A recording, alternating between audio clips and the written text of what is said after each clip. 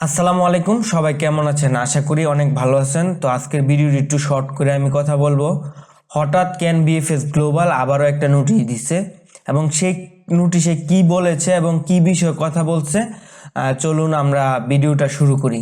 আর ভিডিওটা শুরু করার আগে অবশ্যই একটা কথা বলবো, আমার চ্যানেলটা নতুন হলে প্লিজ সাবস্ক্রাইব করেন এবং যদি পুরাতন হয়ে থাকেন অসংখ্য ধন্যবাদ এই পর্যন্ত সাপোর্ট করার জন্য। এবং আপনাদের কোনো মূল্যবান কোনো কিছু প্রশ্নের উত্তর থাকলে প্রশ্ন থাকলে আপনারা সরাসরি আমাকে কমেন্ট করতে পারেন। আমি কিন্তু প্রত্যেকটা মানুষের কমেন্টে রিপ্লাই দিই। তো চলুন ভিডিওটি শুরু করা যাক।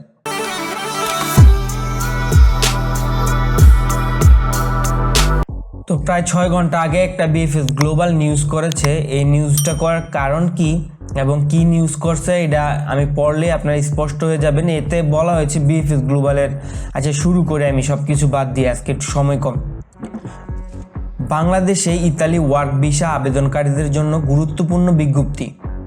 সকল অবগতির জন্য আগে প্রকাশিত বিজ্ঞপ্তি অনুযায়ী আইন ডিগ্রি 145/2024 অনুসরণ করে ইতালি সরকারের ইতালি প্রাদেশিক অধিবাসন অফিস কৃতক যথাযথ যাচাই না হওয়া পর্যন্ত বাংলাদেশি সহ কয়েকটি দেশের নাগরিকদের জন্য প্রকাশিত নুলুস্তা কাজে অনুমোদন এর বৈধতা স্থগিত করেছে। অর্থাৎ জানেন আপনারা যে গত একটা নোটিশে যেই আমাদের নুলুস্তারা স্থগিত করে দিয়েছিল, সেই কথাটা কিন্তু আবারও উল্লেখ করছে।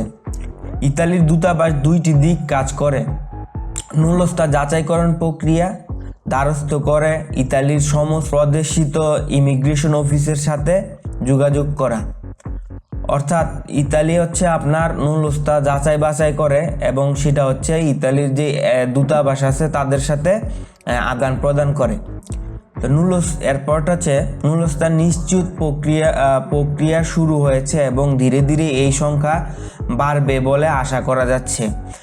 যাদের নুলুস্তা নিশ্চিত করা হয়েছে শেষ কল আবেদনকারীর সাথে যোগাযোগ করা, যাতে তাড়াতাড়ি পাসপোর্ট জমা দিতে পারে, বা যদি তারা এখনো আবেদন করে না থাকে তবে তারা ভিসা আবেদনের জমা করতে পারবে এবং তাদের ভিসা গ্রহণ করতে পারবে।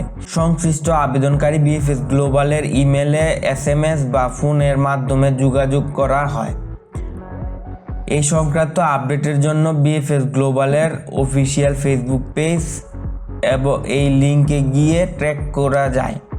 অর্থাৎ আপনারা আপনাদের নুলুস্তার কী অবস্থা বা ইমেলের কী অবস্থা আপনারা যদি জানতে চান, আপনারা বিএফএস গ্লোবালের যে হেল্পলাইন নাম্বার আছে ওইটাতে কল দিতে পারেন, বা বিএফএস গ্লোবালের একটা ওয়েবসাইটে যেটা আপনি পোস্ট করছে এখানে একটা লিঙ্ক দেওয়া আছে।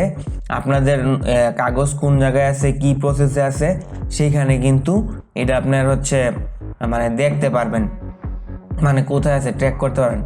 ইতালি দূতাবাসের সাথে যোগাযোগ আছে এবং তার ভিডিও ভিত্তিতে ভিসা আবেদন প্রক্রিয়া দ্বারস্থ করা বা ভিসা প্রদান করানোর প্রতিশ্রুতি দেওয়া মিথ্যা দাবির বিশ্বাস করবেন না।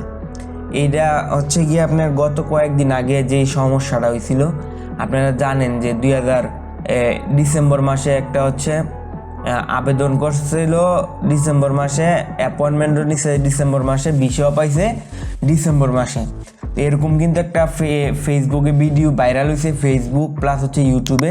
তো এটার কথাই বলছে আর কি যে আপনারা বিশ্বাস করবেন না।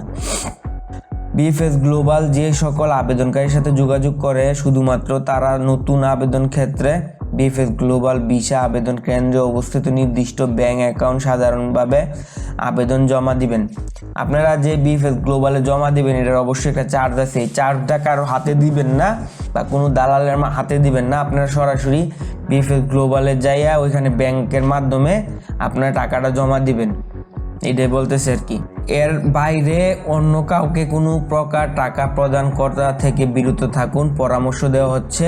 আরও তথ্যর জন্য দয়া করে আমাদের সাথে যোগাযোগ করুন। তাদের একটা ফোন নাম্বার দেওয়া আছে অথবা তাদের ফেসবুক যে পেজটা আছে সেটাতে। তো আজকে এতটুকুই ভিডিও থাকবো, বেশি লং করলাম না। অবশ্যই ভালো লাগলে আমার চ্যানেলটাকে সাবস্ক্রাইব করে দেন আর সবাই আমার জন্য দোয়া করবেন। বিএফএস গ্লোবালে অল্প কিছুদিনের মধ্যে যাচ্ছি, আবার গেলে নতুন কিছু ভিডিও নিয়ে আপনাদের সামনে হাজির হবো ইনশাল্লাহ। তো সেই পর্যন্ত আপনারা সবাই ভালো থাকবেন, সুস্থ থাকবেন। আসসালামু আলাইকুম।